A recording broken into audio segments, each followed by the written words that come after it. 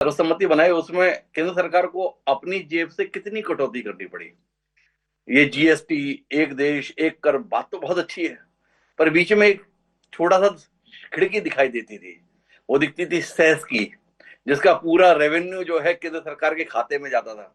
इस बार पता चला सेस वेस काफी हटवट गया। क्या मजबूरी आन पड़ी जिससे सेस गायब हो गया। कोयले पे 400 रुपए टन लगता था, अब पता चला कि जीएसटी 5% या 18% कर दिया गया, सेस गायब हो गया। ओबीजी इस पर भी कुछ रोशनी देंगे, उम्मीद करें आपसे। जी जी, बहुत बढ़िया प्रश्न आपने उठाया हिमांशु जी।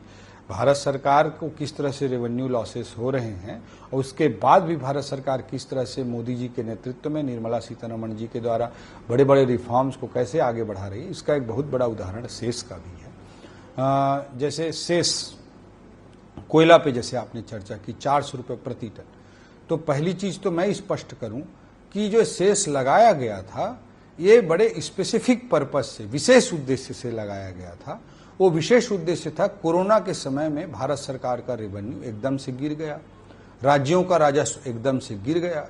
उसके कारण से उसे कंपनसेट करने के लिए भारत सरकार ने अतिरिक्त लोन लिया और लोन लेकर 14% के ग्रोथ के हिसाब से राज्यों को कंपनसेट करने का बहुत बड़ा काम किया। जो कोऑपरेटिव फेडरलिज्म की हम बात करते हैं, सहकारी संघवाद की बात करते हैं, उसका सबसे बड़ा उदाहरण है कि भारत सरकार ने अपनी प्रतिबद्धता दिखाई कि कोरोना के विकट परिस्थितियों के बीच भी उन्होंने राज्यों को 14% के ग्रोथ रेट के हिसाब से इनडायरेक्ट टैक्सेस को, जीएसटी का कंपनसेशन प्रदान करने का काम किया।